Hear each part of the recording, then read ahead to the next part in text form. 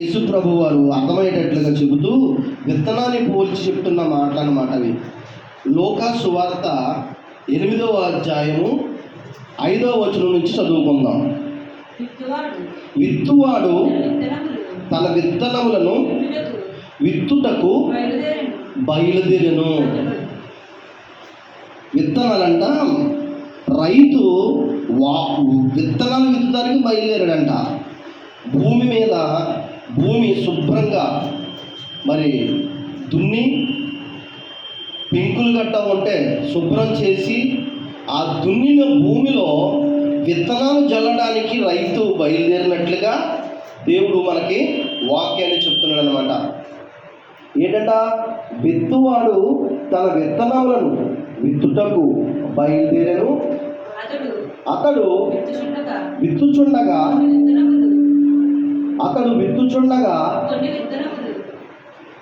కొన్ని విత్తనములు త్రోవ పక్కను మరియు కొన్ని విత్తనాలంట త్రోవ పక్కన పడ్డాయంట. వాక్యం మరలా ఫస్ట్ నుంచి చదువుకున్నాం. విత్తువాడు తన విత్తనములు విత్తుటకు బయలుదేరును. అతడు విత్తుచుండగా కొన్ని విత్తనాలు త్రోవ పక్కన పడి ఉన్నాయంటండి. ఎక్కడ పడ్డాయంట? ఆయన ఎక్కడ వేసాడు? ఎందుకు విత్తనాలు భూమి మీదకి ఏ భూమి అయితే శుభ్రంగా దున్నారో ఆ భూమిలోకి విత్తనాలు జల్లాడంట. అందులో కొన్ని విత్తనాలు త్రోవ పక్కన పడ్డాయంట. ఆకాశ పక్షులు వాటిని మింగివేసానంట. ఏ విత్తనాలని? భూమి మీద పడినవి కాదు, త్రోవ మీద పడిన విత్తనాలని ఏమొచ్చి పట్టుకుపోయి అంట? ఆకాశ పక్షులు వచ్చి పట్టుకుపోయి అంట. మరికొన్ని రాతి నేలను పడి మొలిచి చెమ్మలేనందున ఎండిపోయినంట. కొన్ని ఎక్కడ పండి అంటమ్మా? ఫస్ట్గా వేసిన విత్తనాలు కొన్ని త్రోవ పక్కన పడ్డాయంట. వాటిని ఆకాశ పక్షులు వచ్చి ఎత్తుకుపోయినాయి అంట. మీరు బాగా అర్థం చేసుకోవాలమ్మా. ఎందుకంటే నేను ఈ మాటలు చెప్తున్నానంటే ఈ వాక్యం మీరు బాగా ఆలోచిస్తేనే తప్ప అర్థమవుతుంది. ఎందుకు అంటే ఈ వాక్యం మీరు చాలాసార్లు విన్నా కానీ చాలా కొత్తగా ఉంటుంది పిల్లరా. కొన్ని విత్తనాలు విత్తేటప్పటికి ఎక్కడ పడ్డాయంట? త్రోవ పక్కన పడ్డాయంట. మరికొన్ని విత్తనాలు వేసాడంట. అవి ఎక్కడ పడినాయంట? రాతి నేల మీద పడినాయంట.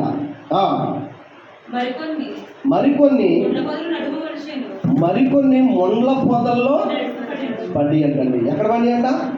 మొట్టమొదటిగా మీరు బాగా ఆలోచించాలి. కొన్ని ఎక్కడ పడి? ఫస్ట్ విత్తనాలు త్రోవ పక్కన పడ్డాయి. రెండోసారి వేసిన విత్తనాలు ఎక్కడ పడ్డాయి అమ్మా? రాతి మీద పడ్డాయి. మూడోసారి వేసినప్పుడు ఎక్కడ పడ్డాయంట? ముండ్ల పొదల్లో పడ్డాయంట. ముండ్ల పొదలు వాటితో మొలిచి వాటిని అణిచివేసానంట. మరికొన్ని మంచి నేలన పడినంట. అవి మొలిచి నూరంతలుగా ఫలింపు చేసినంటండి. ఏమండి ఎంత బాగుంది వాక్యం!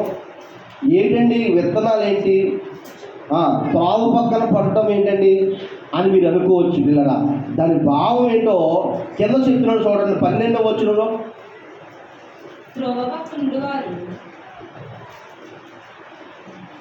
11వ వచనం చదవమ్మా. ఈ ఉపమాన భావం ఏమనగా విత్తనము. ఇప్పుడు వాక్యం ఏంటంటమ్మా? విత్తనాలంట. వేసిన విత్తనాలు వాక్యం అంట. అంటే ఇప్పుడు సేవకుడు చెప్తున్న వాక్యం ఏంటంటే ఇప్పుడు విత్తనాలు. మీరు బాగా ఆలోచించాలి. జల్లే రైతు ఎవరు అంటే వ్యవసాయకుడు. విత్తనాలు జల్లే రైతు ఎవరమ్మా? రైతు ఎవరు? సేవకుడు. సేవకుడు విత్తనాలు విత్తుచుండగా ఆ విత్తనాలు ఏంటంట? వాక్యము. చదవమ్మా, ఎంత బాగుందో. త్రోవ పక్కన ఉండువారు వారు వినువారే కానీ ఎవరిది? ఫస్ట్ నుంచి చెప్పాను సార్ మీకు. కొన్ని విత్తనాలు ఎక్కడ పడ్డాయంట?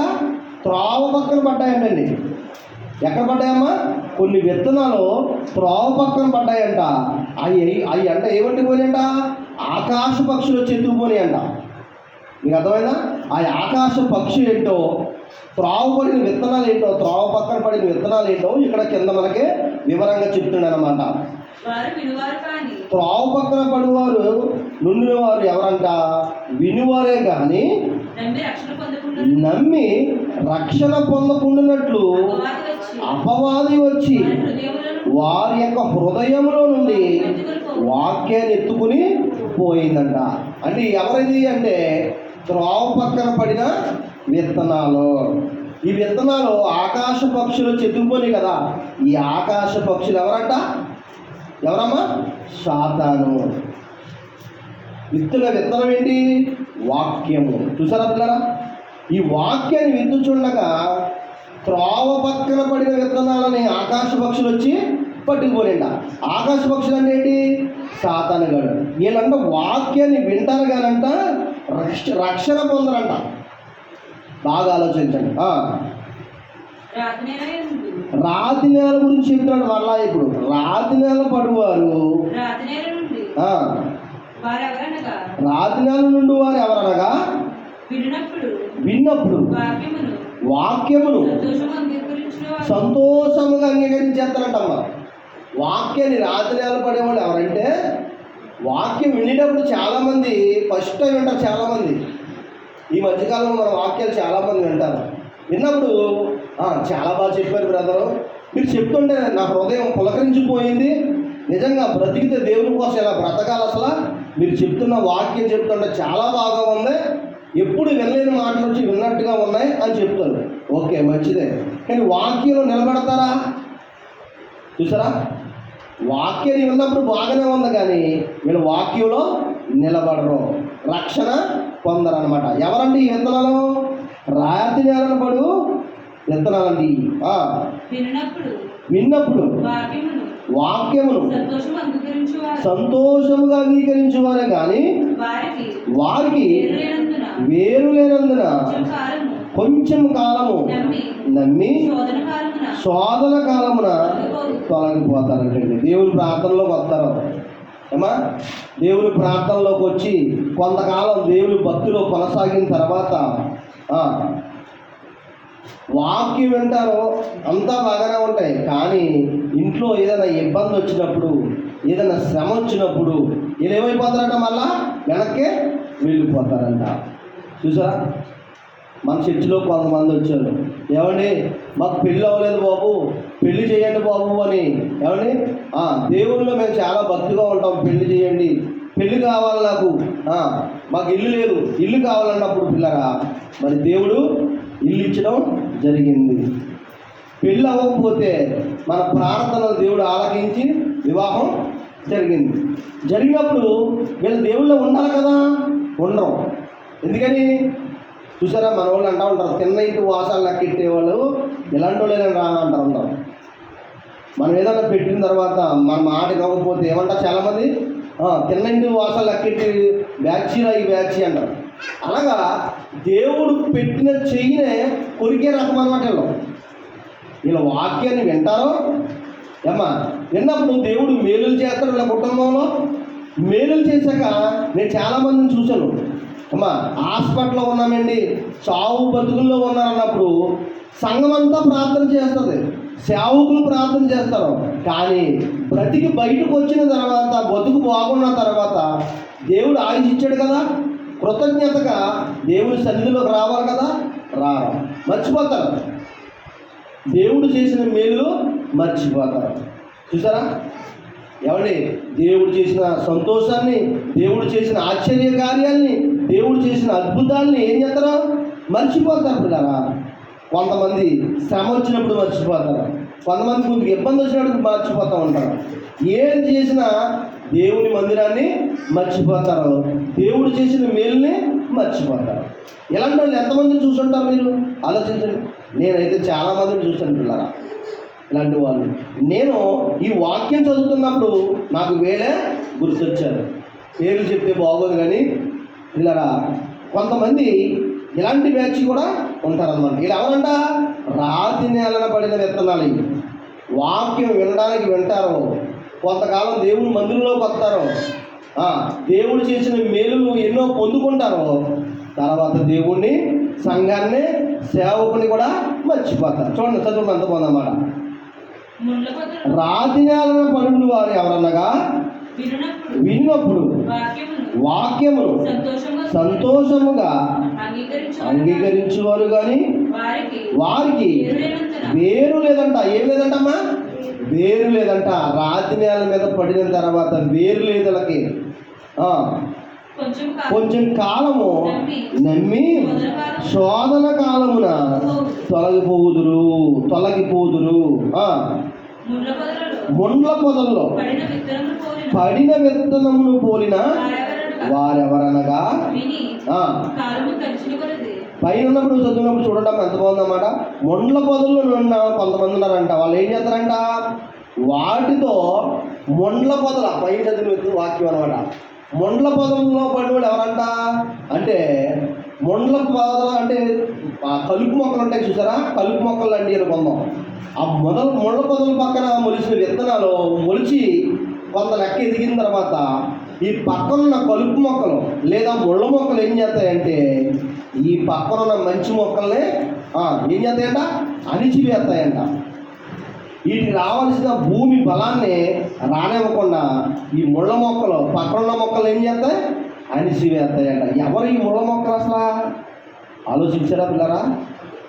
ముళ్ళ మొక్కలు ఎవరంటే లోకానుసారంగా తిరుగుతూ 6 నెలలు సహవాసం చేస్తే వారే వీరవుతారంటారు చూసారా? అలాగా చెడి సహవాసం చేయకూడదు.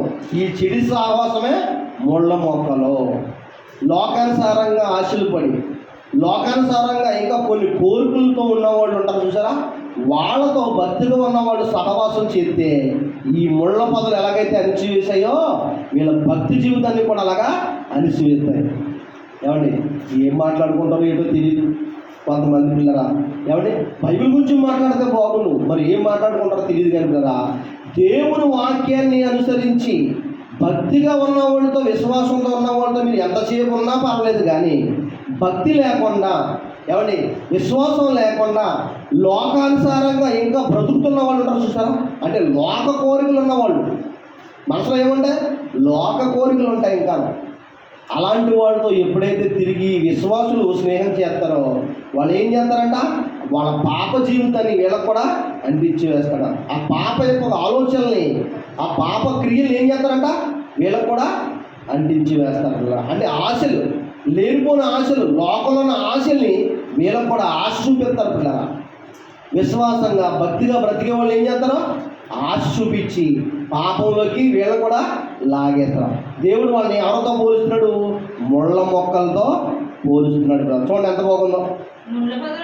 ముళ్ళ పొదల్లో పడిన విత్తనాలను పోలిన వారు ఎవరనగా విని అదుకోండి కాలము గడిచిన కొలది ఈ జీవన సంబంధమైన విచారములు చేతను, ధన భోగములు చేతను. అదుకోండి పిల్లరా, నేను చెప్తున్నా మాట కదండి, వాక్యం చెప్తున్నాను నేను సొంతంగా చెప్తున్నది పిల్లరా, వాక్యం చెప్తున్నాను పిల్లరా. కొంతకాలం జీవితంలో గడిచిన తర్వాత లేనిపోని ఆశలు మనుషుల్లో చోటెత్తుకున్న తర్వాత క్రైస్తవుల్ని ఆశల్ని, కోరికల్ని చంపేసుకోవాలండి. లేదంటే అత్యాశలకు వెళ్ళిపోయి, ఆడంబరాలకు వెళ్ళిపోయి పిల్లరా మన లోకంలో ఉన్న ఆశల్ని ఇంకా తీర్చుకోవాలనుకుంటే ఏమైపోతారంట? దేవుని యొక్క రాజ్యంలోకి చేరడం కష్టం. అలాంటి వాళ్ళు దేంతో పోలుతున్నారని చూసారా? ముళ్ళ పొదలతో పోలుతున్నాడు. చూడండి ఎంత బాగుందన్నమాట. విని కాలము గడిచే కొలది ఈ జీవన సంబంధమైన విచారముల చేతను, ధనభోగముల చేతను అణిచివేయబడి పరిపక్వముగా ఫలింపని వారు పిల్లరా. చూసారా? ఇలా చూడటానికి దేవునిలో అనుభవం ఉంటుంది, మారు మనసు ఉండదు. రక్షణ వాక్యం తీసుకున్నా కానీ మారు మనసు ఉండదు పిల్లరా. వాక్యం చెప్తుంది విశ్వాసం ఉండి రక్షణ వాక్యం లేకపోతే శరీరానికి తల్లైనట్టు అంటండి. ఏం లేదంట పిల్లరా? వాక్యం చెప్తుంది, వాక్యము, విశ్వాసము, భక్తి, రక్షణ ఇవన్నీ ఉండాలండి. విశ్వాసం ఉండి రక్షణ లేకపోయినా, రక్షణ ఉండి మారు మనసు లేకపోయినా చచ్చిపోయిన శవంతో సమానం పిల్లరా. చచ్చిపోయిన శవంతో సమానం. ఏమండి, మాకు ఒంట్లో బాగోలేదండి అందుకే దేవుళ్ళలోకి రాలేకపోతున్నాం అంటే ఇంటికాడ ఉంటే బాగుంటుందా పిల్లరా? ఆలోచించండి. దేవుడి మందిరంలోకి రాకుండా ఆరోగ్యం బాగోలేదు, అనారోగ్యంగా ఉన్నారు, ఇంటికాడ ఉంటే ఆరోగ్యం బాగుంటుందా చెప్పండి? బాగోదు. అది వాక్యంలోకి వస్తే మీకు మరలా దేవుడు కొత్త శక్తిని ఇస్తాడు. వాక్యం ద్వారా ఏమిస్తాడమ్మా? నూతన శక్తిని ఇస్తాడు, నూతన బలాన్ని ఇస్తాడు పిల్లరా. ఆలోచించండి. ఇక్కడ చెప్తున్నాడు వాక్యం. ఇవన్నీ ఎవరి కోసమయ్యా అంటే విత్తనాన్ని చూపించి మనుషులకు చెప్తున్న మాటలు పిల్లరా. విత్తనం అనే వాక్యము భూమి అనే నేల అనే భూమి హృదయం, ఈ భూమిలో వేసుకోవాలి ఈ వాక్యం అనే విత్తనాలు పిల్లరా.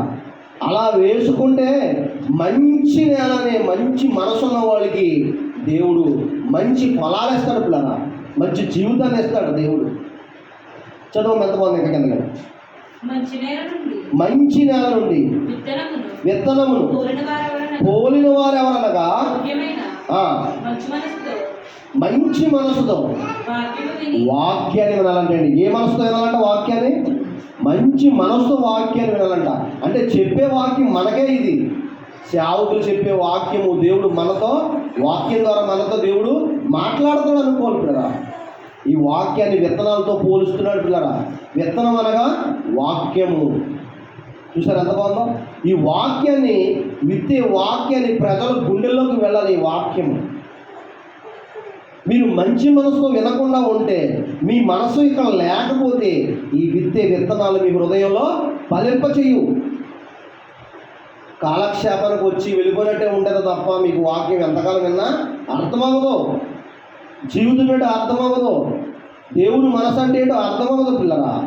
మీరు ఎప్పుడైతే మీ మనసు వాక్యంలోకి వెళ్తారో, దేవుని సన్నిధిలో మీ మనసును పెడతారో, మంచి మనసుతో మీరు వాక్యాన్ని వింటారో పిల్లరా, అప్పుడు విత్తిన వాక్యము మీ గుండెల్లో ఫలింప చేస్తుందని చెప్తున్నాడు. చూడండి, మంచి నేల నుండి పడిన విత్తనం లేనగా యోగ్యమైన మంచి మనసుతో వాక్యాన్ని విని దాన్ని అవలంబించి ఓపికతో ఫలించువారంట పిల్లరా. దేంతో ఫలించాలంట? ఓపికతో ఫలించాలంటే అండి. వాక్యం వినటమే కాదు, వినిన వాక్యాన్ని ఆచరించాలి పిల్లరా. వాక్యాన్ని విని ఏం చేయాలంట? వాక్యాన్ని అనుసరించి నడవాలి పిల్లరా. బాగా ఆలోచించండి. ఏమంటే వాక్యాన్ని వింటున్నామండి అంటే వాక్యాన్ని విని మీరు ఎక్కడ విడిచిపెట్టేవారుగా ఉండకూడదు. అలా ఉంటే మీరు వాక్యాన్ని విన్న ఈ వాక్యాన్ని సాతాను కూడా చేంజ్ చేస్తాడంట, ఎత్తుకుపోతాడంట. చూసారా? అండి, వాక్యాన్ని విత్తినప్పుడు కొన్ని విత్తనాలు బయటపడిన విత్తనాలని, అంటే మీకు మనసు లేకపోతే ఆ విత్తనాలు ఏమైపోతున్నాయి? పక్కన పడిపోతున్నాయి. ఆ విత్తనాలు ఏం చేస్తారంట? సాతాను గడినే పక్షి వచ్చి ఎత్తుకుపోతుంది. మరికొన్ని విత్తనాలు రాతి నేలను పడుతున్నాయి. అంటే ఈ సంఘంలో ఉన్న మనుషుల కోసం చెప్తున్నాడు దేవుడు, క్రైస్తవ బిడ్డల కోసం చెప్తున్నాడు ఈ మాట. ఆ విత్తనాలు రాతి నేలను పడినప్పుడు, అంటే వాక్యాన్ని విని ఆచరించకపోతే, వాక్యాన్ని విని ఈ చెవి నుంచి విని చెవితో విడిచిపెట్టేస్తే పిల్లరా, ఆ వాక్యం రాతి నేలన పడినట్లు దానికి వేరుండదు, కిందకు భూమిలోకి వెళ్ళదు. ఆలోచించండి.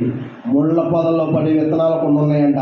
వాక్యాన్ని వింటారో, అనుసరించడానికి చూస్తారో, కానీ బయటికి వెళ్ళాక లోకానుసారులతో కలిసి తిరిగి లోకానుసారులతో స్నేహం చేసి ఈ లోకంలో ఉన్న ఆశలు కోరికలు తీరక, ఈ డబ్బు ఆశలతో, ఏమంటే ఈ లోకంలో ఉన్న సంపద ఆశలతో, లేదా లోకంలో ఉన్న శరీరపు కోరికలు తీరకపోవడం వల్ల వాటిని నెరవేర్చుకుంటానికి చూస్తారు తప్ప దేవుడు మనసు అంటే ఏంటో అర్థమవుతున్నారా? చూసారా? ఇలాంటి వాక్యాలు ఏమండి, ఇవన్నీ మనకే దేవుడు చెప్తున్న మాటలని మంచి మనసుతో మనం వింటే కనుక, మంచి మనసుతో విత్తన విత్తనాలు హృదయంలోకి వెళ్ళి ఆ వాక్యాన్ని ఫలింప చేస్తున్నారా. ఆ ఫలాలే పరలోక రాజ్యానికి మనకే మెట్టులు. ఈ భూమి మీద మంచి జీవితాన్ని ఇస్తాయి. మంచి ఫలాలు అనేటమ్మా ఈ భూమి మీద మంచి జీవితాన్ని ఇస్తుంది. మన కుటుంబాన్ని, మన బిడ్డల్ని అంతా కూడా చక్కగా దేవుళ్ళలో కట్టుకుంటాం. కుటుంబాలుగా పరలోక రాజ్యానికి వెళ్ళడానికే దేవుడు చక్కటి అవకాశం ఇస్తాడు. మంచి ఫలాలు ఫలించడం అంటే పరలోక రాజ్యం ఉంటుంది పిల్లరా. మన ఫలాలు ఏంటమ్మా? పరలోక రాజ్యం. మంచి ఫలం అంటే ఈ భూమి మీద కుటుంబాలు దేవుని కోసం బ్రతకడం, విశ్వాసము, భక్తి, నీతి, ఇలాంటి ఫలాలతో మనం ఇక్కడ బ్రతికి పరలోక రాజ్యానికి చేరాలి కదా. పౌలు గారు వాక్యం చెబుతుంటే చర్చిలో ఒక ఆవిడ చక్కగా ఆసక్తిగా వింటుందంట. చర్చిలో ఉంటాక ఎంతమంది ఉంటారు? అనేక మంది ఉంటారు. కానీ అందరూ ఎందుకు వింటలేదు? ఒక ఆవిడ ఎందుకు వింటుంది? అపోస్తుల కార్యం చూడటం, ఎంత బాగా చూడడం. అలాంటి ఆవిడ మంచి మనస్సుతో వాక్యం అనే విత్తనాన్ని హృదయం అనే భూమిలో నాటుకున్న ఒక స్త్రీని గురించి మీకు చూపిస్తాను. అపోస్తుల కార్యాలు 16వ అధ్యాయము 14వ వచనం చూద్దాం పిల్లరా.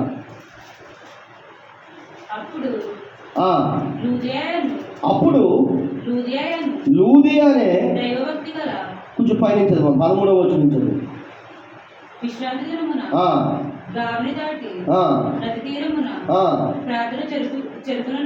ప్రార్థన జరుగుతుండగా కూడి వచ్చిన స్త్రీలతో మాట్లాడుచుండి అప్పుడు లూదియా అనే దైవభక్తి గల యొక్క స్త్రీ అంటండి. ఎవరంటే పేరు ఏమా? లూదియా అంట. ఈవిడ క్వాలిఫికేషన్ ఏంటంట? దైవ భక్తి గల స్త్రీ అంటండి. చూసారా, మన వాళ్ళు చాలామంది ఇంటి పేరుతో పాటు పక్కన ఇంకా ఒత్తులు పొడికెళ్తూ ఉంటారు. అలాగా దేవుడు ఈవిడికి ఏ ఒత్తి ఇచ్చాడు చూసారా? దైవ భక్తి గల స్త్రీ అంట. ఆమె ఓదరంగు పొడిని అమ్ము తురంతరాలైన పట్టణస్థురాలంటండి. ఓదారంగు పొడి అమ్ముతుందంట. ఏం చేద్దండి ఇవిడి? ఏమా కోటీశ్వరాలు కాదు, కాలు మీద తిరిగే ఆవిడ కాదు. ఏం పని చేద్దంట? ఓదారంగు అమ్ముతుందంటండి. అంటే ఏదో చిన్న వ్యాపారం చేసుకునే ఆవిడ, ఓదారంగు పొడి అమ్ముకునే వ్యాపారం చేసుకునే ఆవిడ. చూసారా, ఆవిడ పేరు జీవగ్రంథంలో ఎక్కబడ్డదంటే చూడండి. కోటాను కోట్లు ధన సంపద ఉన్న వాళ్ళ పేరు ఎక్కలేదు బైబిల్లో. ఎవరి పేరు ఎక్కింది? ఓదారంగు కూడా అమ్ముకునే ఆవిడ పేరు ఎక్కింది. అంటే దేవుడు ఎవరిని మన అన్నచందాలు చూడటం, అష్ట ఐశ్వర్యాలు చూడటం, ఎవరిని ఏం చూస్తాడా? మన హృదయాన్ని చూస్తాడండి దేవుడు. అందుకే లూదియా అనే దైవభక్తిరాలంటే ఆవిడ పేరు. ఏ పేరమ్మా? లూదియా అనే దైవభక్తిరాలంటే ఆవిడంట పౌలు గారు ఆ వాక్యం చెప్పినారంట. చదువమ్మా, మళ్ళీ చదువు 14. లూదియా అనే దైవభక్తి గల స్త్రీ వినుచుండెను. ఆమె ఓదరంగు పొడును అమ్మే తుయతరాల పట్టణస్థురాలు. ప్రభు ఆమె హృదయమును తెరిచెను కనుక పౌలు చెబుతున్న మాటల యందు లక్ష్యం ఉంచుతాడండి. చూసారా, చూడండి ఆ మాట చూడండి కట్టగలగందో. ఆమె హృదయం ఏమైందంట? తెరవబడ్డదంట. దేవుని మందిరంలోకి వచ్చిన హృదయం ఎవరికి ఇవ్వాలమ్మా? వాక్యానికి ఇవ్వాలి, దేవునికి ఇవ్వాలి. దేవుని సన్నిధిలో రాగానే ప్రార్థన చేసుకోవాలి. ఫస్ట్ ఏం చేయాలి? దేవుని సన్నిధిలో రాగానే ప్రార్థన చేసుకోవాలి. ప్రార్థన చేసుకున్నాయినా నీ వాక్యాన్ని వింటున్నాను, నీ సన్నిధిలోకి వచ్చాను ప్రభువా, నా స్థితిగతులను మార్చు, నా బ్రతుకును మార్చునైనా అని దేవుని సన్నిధిలో ప్రార్థన చేసుకోవాలి. మన వాళ్ళు ప్రార్థన వాక్యం అయిపోతున్నప్పుడు ముగింపులో కొంతమంది వస్తారు, కొంతమంది వస్తారో రారో తెలియదు. ఏమండి ఎప్పుడు అంతే, 2 సంవత్సరాల క్రితం అలాగే ఉన్నారు, ఇప్పుడు అలాగే ఉన్నారు, పెద్ద తేడా ఏం లేదు. ఇదిగో దైవభక్తి గల స్త్రీ లూదియా అన్న స్త్రీని చూసి మనం ఆలోచించాలి పిల్లరా. అలా మనం ఎందుకు ఉండలేకపోతున్నాం అని ఆలోచించాలి. ఎవరిని నేను అందరిలాగా బొచ్చగించి కితకితలెట్టిలాగా చెప్పను, వాక్యం ఉన్నట్టుగా చెప్తున్నాను అంతే. ఆలోచించండి పిల్లరా. ఇదిగో లూదియా అనే దైవభక్తి గల స్త్రీ అంట. ఆవిడ పక్కన దేవుడు చెప్తున్నమాట, దైవభక్తి గల స్త్రీ అని దేవుడు చెప్తున్నాడు. ఆమె పౌలు గారు వాక్యం చెబుతుంటే ఆ వాక్యం శ్రద్ధగా వింటుందంట. ఆమె హృదయం తెరవబడ్డదంట. తెరవబడ్డాక చక్కటి దేవుడు అద్భుతం చేశాడు. చూడండి అక్కడ చదువమ్మా. ఆమె ఇంటి వారును బాప్తీసం పొందారంట. ఎప్పుడు? పైన చదవమ్మా. ప్రభు ఆమె హృదయమును తెరిచెను కనుక పౌలు చెప్పిన మాటల యందు లక్ష్యం ఉంచెను. దేని మీద లక్ష్యం ఉంచిందంట? పౌలు చెప్తున్న వాక్యాన్ని మీద లక్ష్యం ఉంచిందంట. లక్ష్యం ఉంచిన వెంటనే ఏమైపోయింది? ఆవిడ హృదయం స్పందించింది, వెంటనే మారు మనసు పొందేసింది. అప్పుడు ఆమెయు ఆమె ఇంటి వారును బాప్తిసము పొందినప్పుడు నేను ప్రభువునందు విశ్వాసం గలదాన్ని ఉన్నాను. చాలమ్మా. ఏమండి ఏం చేసిందంట ఆవిడ? పౌలు గారు చెప్తున్న మాటల యందు ఏముంచిందంట? లక్ష్యం ఉంచిందండి. పిల్లరా, ఆ మాటలను పట్టుకుంది. ఆ మాటలను పట్టుకున్న వెంటనే హృదయంలో ఆ మాటలు పెట్టుకున్న వెంటనే తన హృదయం స్పందించేసింది. నా బ్రతుకు నేను మారకపోతే ఎందుకు నా బ్రతుకు? నేను ఇలాగే పాపంలో చచ్చిపోతే భయంకరమైన నాశనంలోకి వెళ్ళిపోతాను. నా బ్రతుకును మార్చుకోవాలి కదా.